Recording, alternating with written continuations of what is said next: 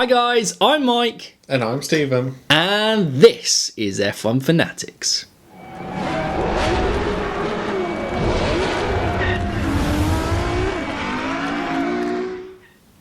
Welcome back to F1 Fantasy Weekly and the sub-series that is New Year, New Fantasy. Oh yeah. Oh yeah. And last week we discussed what our thoughts would be on maybe some improvements to the F1 Fantasy point system and how we might improve things. This week it is what the price, as I believe Stephen described it as last week, where we are going to discuss and make some suggestions around the price. Also, within this, we are, like we said we would, we have received some comments and recommendations around building on what we suggested last week, taking us and driving us forward. So we will be going through those as well. And of course, a Kimi moment of the week. So yes, we'll round it off with that. But Stephen, do you want to start off with the first point on what the price, or first price on price? I think you should stop now. Can I say price one more time? Okay, go on. Price. Nice. Yeah, so the first one we're going to start off with is price brackets, I think we said. And that is for the top three teams, there should be a minimum price for a driver. So say if there was a mid-season change, it kind of links in with the turbo. If there was a mid-season change, the driver would immediately jump up to the minimum price. And then their price would vary depending on how it currently works. Is people's prices change with was it slightly affected by the points they score and how many people select them? Yeah, it was kind of quite weird to do it. There were kind of, two factors that influenced it in terms of if they were regularly doing well, then their price would increase. And also the selection process of if there are lots of players onto them, then their price will increase, yes. So, but I don't know what Albon's maximum price was in the end, because Gasly minimum was 16 million, and I'm not entirely sure Albon never reached that, even though he probably did better. I think he may have. But basically, jumping onto there, the main thing was Albon this season. His price was at Toro Rosso was very low. Like 7.8 million, something like that. He was cheap. And his price didn't change. When the announcement was made, it didn't change at all. Well, I'm pretty sure it was, if you guys were playing properly, for the entirety of the 3 weeks of the summer break, you could get Albon for that cheap. And then it got to Spa, like the week of the race, and I knew someone who was deliberating about it, and they went to get him, and his price had jumped up to 14 mil. Yeah. So, yeah. Even then, 14 mil for a top 3 team driver. And a guy that cheap. turboed pretty much was averaging somewhere between 48 to 55 points, which is better than the majority of the top drivers anyway. He was the best turbo pick for the second half season. But we already discussed our relevance on that. But yeah, basically, rather than letting it slowly change, there should be, if you become a top 3 team driver, you go up to the minimum bracket, say 19 mil or 20 mil. Yeah. And I mean, Gasly's was quite low, 60 million to begin with. But I think it would be fair to have 19 mil for minimum of a top 3 team driver. Yeah. Moving on to the second point about prices, and that is to do with, I know a supporter and listener to this podcast made money this way, and I don't want to disadvantage Tommaso Playtech Superlife because he was smart and he played the system well, but I believe that the points or the pricing wasn't changing based on performance until the following race weekend. So it wasn't changing. So basically, say Kimi Raikkonen had a good race in Austria. Say, I just couldn't name. There are 21 tracks I could have used from, and I couldn't think of one. Austria. It didn't even have to be the right one. Austria is just there where we're going. So say Kimi Raikkonen's done well there. Yeah, typical Kimi Raikkonen. Yeah, smashed it. His price might have been low, but because he hadn't done so well the week before in Canada. Oh yeah. He crashed out early. Oh dear, Canada.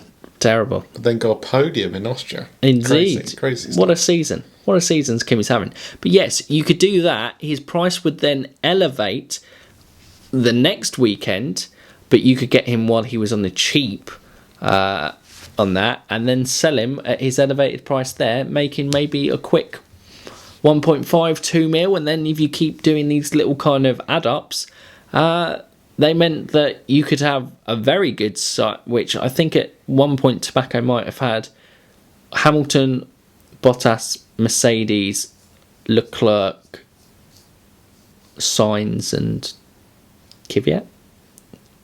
That's going from there. Yeah. But he had 3 top drivers and Mercedes. Which was incredible. Which we're not going to discredit. That was fantastic playing the market. But I think maybe it should... People maybe rushed into the decisions a little bit more. So if they have a good performance, it changes that Sunday night or the Monday morning. And so therefore you have to go, well... he's at a low price now and he's going to get more expensive. Do I think he's going to be good in the next 2-3 races as well to kind of make your money? There's a little bit more of a gamble element to it rather than just easily picking it to kind of switch and switch works. Up. You have to take the minus points because in the end, that's what Tobacco said. Was he took too many minus points at the beginning, which put him out of contention towards the end. Exactly. But if you can get it right, you can have a great team and still come back strong in the second half. Exactly. So the third point we're going to make, and the final one, it is a more shorter one today, is they've generally got the pricing right on this, but we're being nitpicky now. But if they don't take on the fantastic advice that obviously we have given the F1 Fantasy game creators last week in changing the way that the teams score points, because of the massive point advantage that they do gain over the course of the weekend, we are suggesting that the lower teams get a massive kind of price reduction and maybe around about the 7, 6, 5 mil type of price rather than the 10, 12 mil. So you're really freeing up a lot of cash to make changes if you are going to go for a lower team. Yeah. If that makes sense. So you could go for a cheaper team and then have like 4 top team drivers. Yeah, basically. You could go driver heavy in your F1 Fantasy Team Pursuit. Yeah, exactly. But yes, so now we move on to looking forward to the fun part of this part of this show where we interact with your guys' ideas, which is very exciting. So let me just get the comments up. We will start off with Tomako Playtech Super Life's ideas, although fantastic. We really must know his name. I think it's Yanni. Jan? Correct us if we are wrong on that one. It feels strange saying Tomako Playtech Super Life every time. Every time. He may like it. Who knows? I shortened it to Tomako today. Yeah, we'll go Tomako. Okay. Well, for now, it is Tomako. Or Mr. JMN89. An experienced fantasy player. He has some ideas. Some ideas around points. Here they are. We'll read out all the points and then we'll discuss. There'll be one from Katie as well. Indeed. We're a big fan of the points. We're going to do the points one every week. Oh, Jesus. Teams should get minus points for DNFs as well. Good. So not only the driver who has failed, the team should get a minus point. I suppose they kind of do in terms of the overall score, but... Did I not suffer enough at Suzuka? No, you should get massive minus points. I didn't actually have Renault as my team. Removing the points cap from overtaking and positions lost. So currently, if you overtake, I believe it is 5 drivers in the top 10, you get like 2 points, don't you? So currently there is like a cap limit on 10, but Tamako is suggesting that there shouldn't be one. So if you overtake 8 drivers, that yields 16 points instead of the 10-point gap. That would be interesting. Yeah, nice. Lance Stroll would be very happy. Add a football fantasy stuff similar to triple captain, i.e. turboing the top drivers once a season. I think it would be quite cool to have like those, because in football fantasy you have triple captain, you have bench boost, which won't be thing here, or you have free hit. Yeah. I think like 3 little things that you can play on a weekend. Because at the moment it's just wildcard is the only special thing. The free hit and turboing a top driver certainly are good ones, because if you really backed kind of say Lewis Hamilton to do when one of his race and he was on a streak and he got 55 and you did that could be 100 points. That's massive in terms of if you play it right. So that would be interesting. And then team turboing. Every team under 19 mil is capable of doubling their points. So I don't know if that goes along with driver turboing, or it just means that you can choose to turbo the team or the driver. Yeah. Or maybe I think it would be either or. Yeah. It would seem probably a bit unfair. You can basically turbo the team if they're under the threshold. That would work in terms of encouraging to use the lesser teams if you had a driver and a team, because we were saying the points gap is pretty big. So you're already taking the hit. Would that be too strong? Maybe you have a limit that you can use it maybe 3 or 4 times in a season. Or maybe 5. So we're going to have 22 races next year. So 5 teams. We can go complicated. It's easy. Yeah. No. It's all right. In DTM, they have like 12 push to passes. So this is like a push to pass. A push to pass to Mako Bladek in the league. There you go. But anyway, so we're going there. And then this is one that I think Katie will like, and it will move on to Katie's point, which is throw some extra points for all Nordic drivers which have a letter K in their name. Well, Valtteri Victor Bottas included. Well, this one makes a lot of sense to me. Kimi Räikkönen is included. Kevin Magnussen is included. Out of all his suggestions, I think this makes the most sense. This is the one that needs to happen. Yes. Yeah. Nordic drivers need to be rewarded. Yeah, it just makes sense. It does. It just works. So well done. Well done, Tamako. We'll give you a tick for the last one. We'll give you the rest. They're rubbish. In the bin. In the bin. We've sacked them off. I do like the team one. I do like being able to turbo a team under 19 minutes. Yeah, and I like the... Not over-complimenting. Okay, all right. I like the football fantasy. Yeah. Like a turbo top driver powers. Or the free hit one, which would be good. The overtaking points cap could be interesting, I think. Yeah. Because then, drivers like Daniel Ricciardo, who is an overtaking king, suddenly get a bit more appeal from there. But yes, and then moving on to the last fan point that was suggested, which was Katie's. We feel on the overtaking theme, this may or may not be influenced by her love of Kevin Magnussen. I feel it is. It is the suggestion that, or she feels sorry for Lance Stroll. It's one of the two.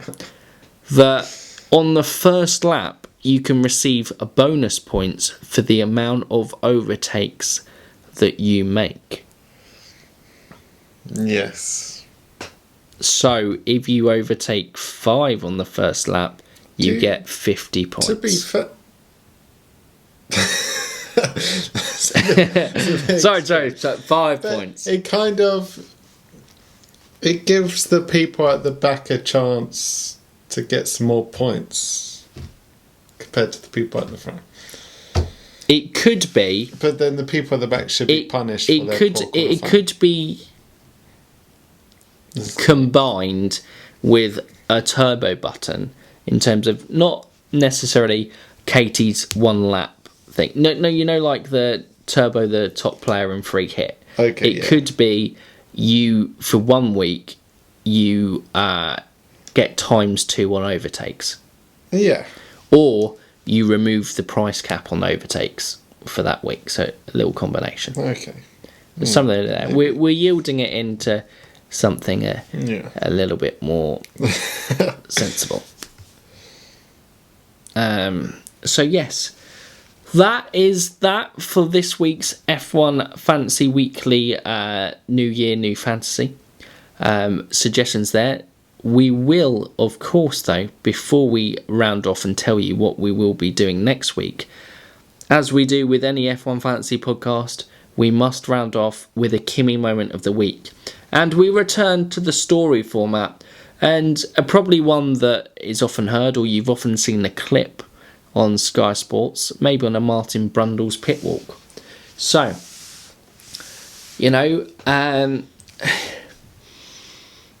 it's the 2006 Brazilian Grand Prix. Oh, what a race. Kimi Raikkonen is still at McLaren. Ah, yes, of course. It is Michael Schumacher's last race in Formula 1. Emotional times. Fernando Alonso is about to be crowned the youngest ever double world champion in Formula 1. Incredible. The scene is set.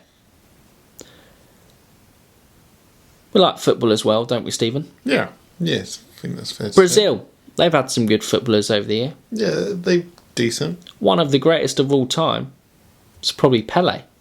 You could say that. Yeah.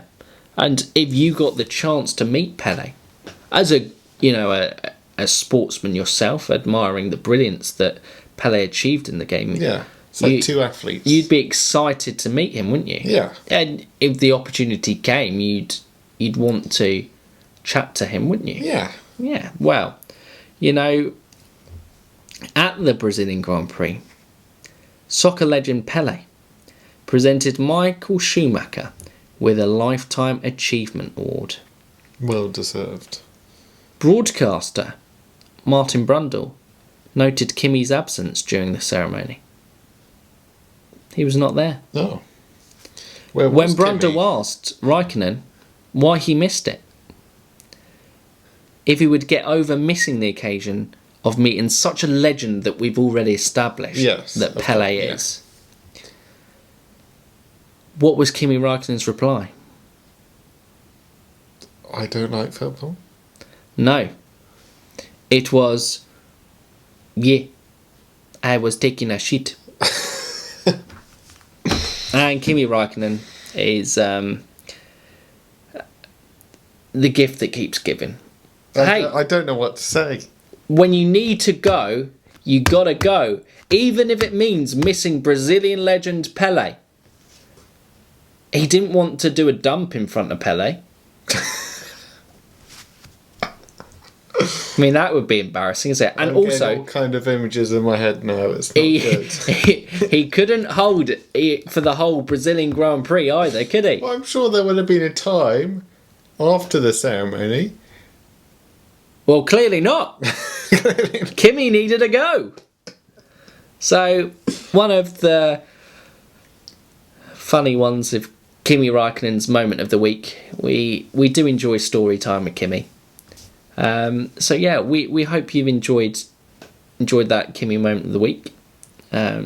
We're sorry for the foul language, but sometimes you just got to be straight to the point, and that is Kimi Raikkonen. That is Kimi. That is Kimi Raikkonen to a point. But yes, guys, that has been it for this week's F1 Fantasy Weekly.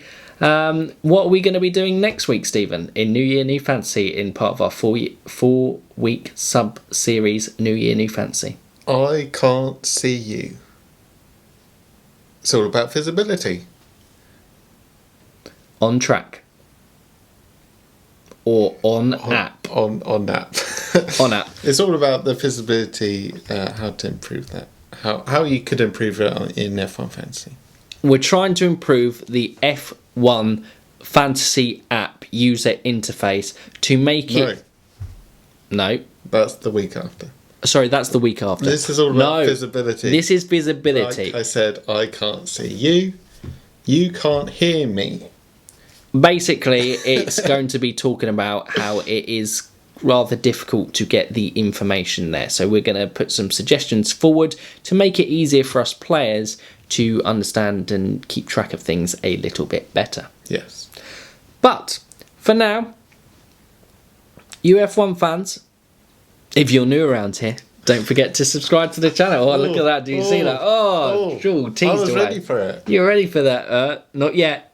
But yes, if you're new around here and you do have enjoyed our ramblings as always that turn into a bit chaotic, please do subscribe. Comment down below with your thoughts on pricing, how you would improve the pricing, or as always in general other points if you want. We will be relying on you, Tomako and Katie, if no one else does, but don't feel shy. Get involved. If you want to see improvements to your fantasy game, let your voice be heard, because it probably won't hear. But we'll hear you. But we can't see you. And that is the point to end on. For now, you F1 fans, keep racing.